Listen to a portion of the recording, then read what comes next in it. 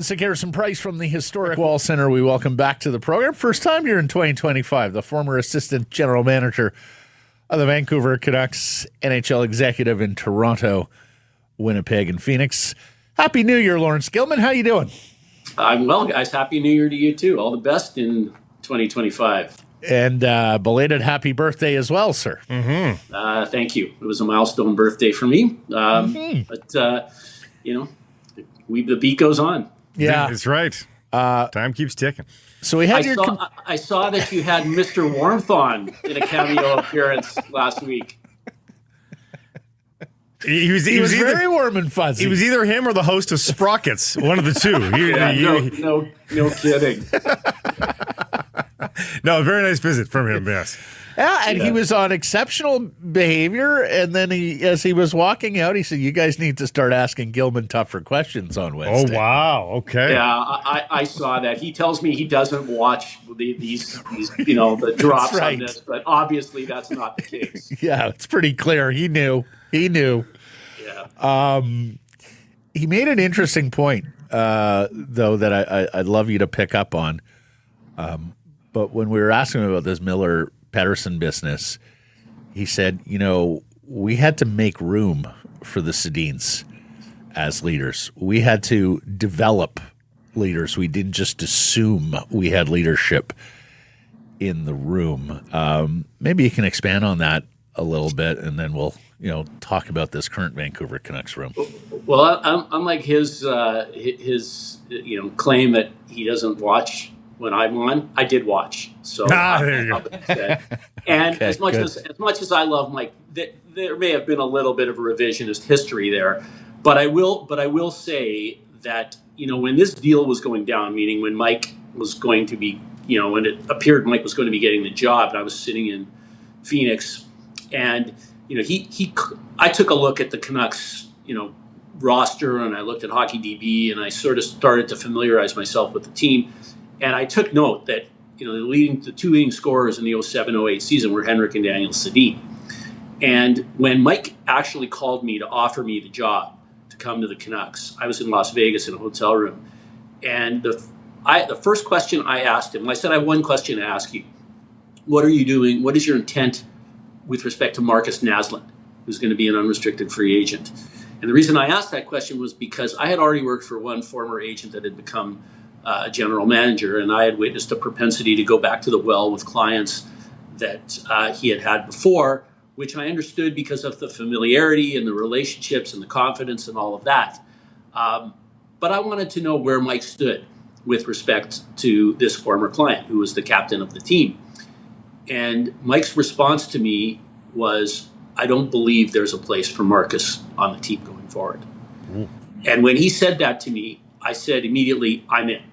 Because I knew if he could make a decision like that, adverse to a client who had generated hundreds of thousands, if not millions of dollars to him in the form of fees, that he was going to be able to make tough decisions. Right. And as we looked at the roster, you had some other significant veteran players who were on expiring contracts. And, I think, Trevor Linden knew very well that Mike Gillis had no interest in bringing him back. And I believe Trevor, was at the end of the line anyway.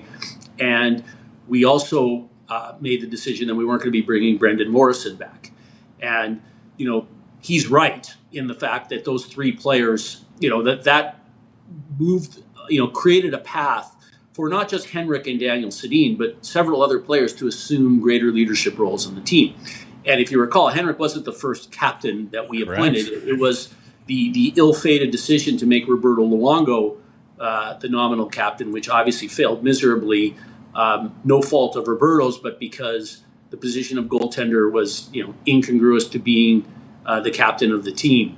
And I still actually liked it that Mike made that call, or we made that call as a group, because it was thinking outside of the box and thinking differently. But Mike is right in the fact that,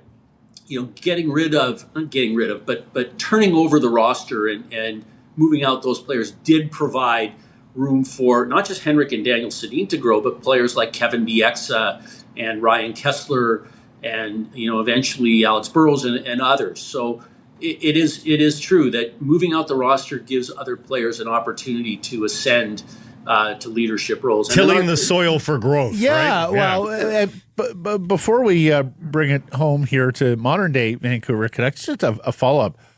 I think that's the harshest I've ever heard you characterize the Roberto as captain thing. Failed miserably, in the position incongruous to leadership.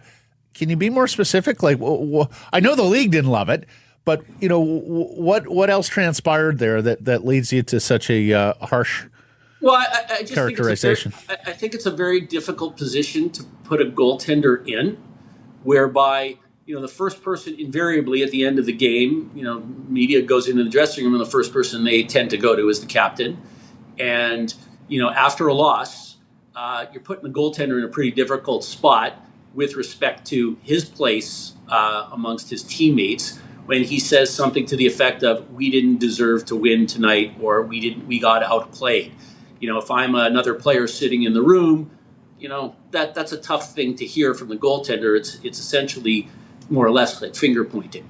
When a positional player stands up and says, we weren't very good and we got beat to pucks in the corners and our opponent outplayed us, that rings a lot differently to the other players in the dressing room. That's the main reason why I felt it was, as I said, incongruous. I also think it put extra pressure on a player you want to put less pressure on rather than right. more. Yeah. Positional players never comment on the goaltending, right? I mean, it's true. Like it doesn't go both ways. Well, unless it's exceptional, right? Well, take last night for example. Yeah. As good as Kevin Lankinen has been through the first half of the season, he wasn't good last night. No. And particularly on those first two goals, obviously terrible judgment on the misplay behind the net, and which led to Kyle Connor's first goal, and then an absolutely big, fat, juicy rebound on the second goal, which Kyle Connor easily converted. And then it's hard to fault him on the third goal. Tyler Myers was caught way out of position. You're sending in a guy who's already got 2 goals and is one of the best pure goal scorers in the league, 1-on-1. But that game was over after that. You can say that the goal scored by Pionk at the beginning of the second was the nail in the coffin, but for my money, that game was over pretty quickly. But in any event, no one stood up and said, Kevin Lankinen saved their bacon on multiple occasions, including on Saturday night when, they got outplayed by the Leafs, but yet won 3-0. So no one's going to stand up and say our goalie, is the reason we lost. And again, as I said, it's tough for the goalie to stand up and say, we lost because the other guys around me weren't good enough. Okay, let's bring it home here. Can this room and this team truly be Quinn Hughes' team if you have such a loud dressing room presence in JT Miller? Do you have to make room for Quinn Hughes, as you guys did for the Sedins and others? First of all, I don't know what's happening in their room. I'm not there. I'm a part of the team. In theory, I'll give you the answer that no, I don't believe you have to move a big personality. There's lots of times where you have a captain who, Joe Sakic wasn't, a bold, boisterous figure. He was a captain who led by example. And, you had, big personalities like Patrick Waugh on that team, to name just one player. So I don't think that it's an impetus to having a captain that provides true leadership or having, unity in a room. And I mean, this topic has been, as far as I'm concerned, and I'm not there, but it's been debated ad nauseum. Families squabble, friends fight, life goes on. There needs to be a level of maturity in that room, and people need to do their jobs and get forward. And no, I do not believe that they need to move someone out. Like, by my measure, I think Quinn Hughes is doing a pretty darn good job of leading that team at this point in time. He's by far been their best player, with Kevin Lankinen being number 2, in my opinion, at the midway point. But, I don't see Quinn Hughes' job as captain being compromised at all by, the white noise that's surrounding the team. Okay, what about performance, though? Let's pretend the soap opera wasn't even a news story. The bottom has dropped out of the performance of both of these players. You can make the extrapolation that it's because of the drama, but again, let's pretend we don't even know about that. would you be tempted to make a move here, or would you have faith that one of these two guys this season? Because you don't want to throw away this season. This season is still an available playoff season where you never know what can happen. Would you be tempted to look at the market for both of these guys? Well, I assume when you say both of these guys, you mean Miller and Pettersson. Ben Miller and Pettersson. Yeah, I mean, as I've stated with you in the past, like I'm not about getting rid of problems. I would be still trying to solve the problem. Yeah. Whatever they may be. You have two exceptional hockey players, and I thought, I watched the game on Saturday night, and I thought Elias Pettersson played a great game. He was very good that night. Yeah. Great two-way game, and I have seen flashes like in the second shift of the game last night. He stripped the puck from one of the Jets defensemen at the on the end boards behind the goal, like at will, which is probably the peak of the performance for the Canucks last night. The numbers aren't there, but from what I have seen, Elias Pettersson has played a little better of late. And you got to look at last night's game in particular. They're at the end of a tough road trip where they're playing really good teams. Montreal's been as hot as anybody. You're playing Washington, Carolina, Toronto. It's an 11-day trip, and then you suddenly have to go into the cold, harsh, frozen tundra of Winnipeg to play, arguably the best team in the league that hasn't, left its home since the beginning of the new year and has played 6 straight, and they're rolling. So, with all due respect, I don't know that the sky is necessarily falling on the entire team. I think they were a tired hockey club last night, and you had tired players, and I think you had mentally tired players. Like when JT Miller threw that pizza pie from the corner to the center of the blue line in his first shift, I thought that this is going to be a tough night for all these guys, and in fact, it was. And I didn't necessarily equate that with the saga and drama of what is going on in the dressing room of the Vancouver Canucks. Do you think they're a playoff team, Laurence? Do you think they're better in Calgary and St. Louis? I did at the start of the season. I have maintained, they had injury issues, clearly. And obviously you go 20 games without having your second best defenseman, and that's a crippling factor. He came back, Philip Perona came back last night. I do believe, I believe they have the goaltending that's good enough. I believe they're good enough up front. I just don't believe their defense is on par. And in my mind, I mean, that's priority number one. If it's a competitive division, right? Like the teams you talk about, St. Louis, Calgary, whoever else, it's tough. And you're not going to get there getting a point in an overtime game. I mean, you need to be winning games, and they've had some adversity. Obviously, they've had adversity in their room. They've had adversity in the form of injuries. To significant players, Pettersson's out, Hronek's out for a long time, Demko's out. I mean, that's a tough, thing to overcome. All teams have to deal with it, yes, but let's see. I mean, at this stage, you have to sort of handicap it at 50-50 for them. I do think if they get their act together, they can be a playoff team. I think they should be a playoff team, but I'm not taking anything away from St. Louis or Calgary to name two teams. I mean, they're seemingly well coached at this point in time. They're playing well, and things are going in their favor. We probably asked you this, but we're probably a month after we've last asked you this, and that matters here because you're a little bit further along, and yet 39 games still remain here. Where do you subscribe on the? I don't know if it's the get in and you never know what can happen, or hey, we've underachieved, so if we get into the playoffs we can make some noise. Look, when you look at this team and you're a manager, do you say it's still a chance to win the Stanley Cup here, or do you say this is not the year, I'm not investing any further into this roster for a team that I really don't believe has the chance to win the Stanley Cup? Well, I wouldn't be making that decision today, for sure. Okay. You've got whatever it is, 6 weeks remaining between now and the trade deadline. If I were managing the team, I would continue my evaluation of the team. Obviously, general managers speak to each other every single day, or at least they should. And I would be, talking to other teams, seeing what they're doing, looking for a fit. Obviously, Jim Rutherford is an extremely experienced hockey executive. Patrick Allvin has proven his competence. I'm certain they have a plan. With respect to how they would like to improve the hockey club. Obviously, they would like to make the playoffs. if they can. And they'll have to wait and see how things get closer to the trade deadline. And, it's also not inconceivable that someone could offer them a deal they can't refuse. At which point, I wouldn't not make it if you think it's going to improve your team today as well as, down the road. So I'm not prepared to say that this is not the year at this point in time. Perhaps in the moment, have you ever had that battle though of logic, reason, and math on the one side? Like that's where we are right now, that of course this team can turn it around. Of course there's runway left.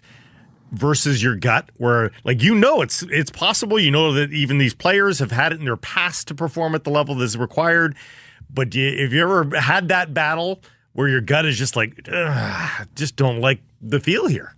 Well, in the year that Mike got fired and John Tortorella came in and got fired, that was that type of year. We peaked in December of that year.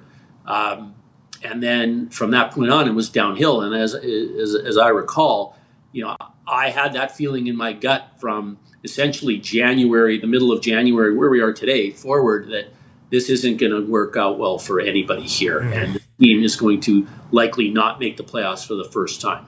And that wasn't something that really anybody wanted to admit, quite honestly, at that time. But yes, Blake, I did. That was one season in my career where I did have that sinking gut feeling this time that this isn't the year we're going to make the playoffs. I'll tell you who that worked out for was that Hockey Night in Canada intermission. That was probably the best programming Hockey Night in Canada has had at the intermission ever. That Calgary game. You're talking when John wanted to face-to-face? Yeah, of course. Yeah, absolutely. You think you're just doing a boring player interview with Scott Oak and a little panel discussion, and the next thing you know, you've got... That was the peak. You have Jerry Springer show breaking out. The peak of Trevor Martin's career, our producer, who was down there in the hall with the microphone to hand to the radio in a walk-off interview. He's like, guys, there is something going on down here. Not sure we're getting our interview. Yeah. Burroughs just took off. The funny thing about that was that we were sitting in the GM's booth, and I was sitting watching the TV and watched it unfold, and Mike and I were laughing. Like oh my God, look what he's doing now. And I just said to Mike, like, we're going to New York. Like, start making reservations, Mike. Yeah, exactly. Tell the wives and kids, Daddy's got a business trip. Yeah, you know what? Listen, I actually didn't mind, to be honest with you. Like, I like John, and I liked his fiery nature, and he stood up for his team. He was hard on the players, but he stood up for them at all times. And he was, that whole game was a debacle from, obviously, the opening faceoff. And I didn't have a problem that he lost his marbles at that point. Well, it's funny you say that because, he had such the scary, intimidating reputation. I can remember Dave Tomlinson taking a seat in the final row of the stands to be as far away from him as possible in that first morning skate. But we never had he did a show with us. He was contracted to do. I don't remember how many hits with us, but we never had a problem with him. No. John's a fine gentleman. He sees the world in black and white, and that's the way it is. And I don't think I've encountered too many people who want to win or hate losing more than John Tortorella. And that's not a bad thing in this industry. Yep, and he did a hell of a job with Philadelphia last year. And to his credit, too, he made a couple of years after and said, I wasn't myself in Vancouver. Yeah, that's right. And then he got better from the experience here. I think he was burnt out. For sure. That's what he said. Yeah, probably would have been better served to take the year off. But when someone's offering you that kind of glue over that term, how do you say no? Yeah. That's right. Awesome stuff, Laurence. Thank you for this, and we will catch up next week, my friend. Okay, guys. Thank you.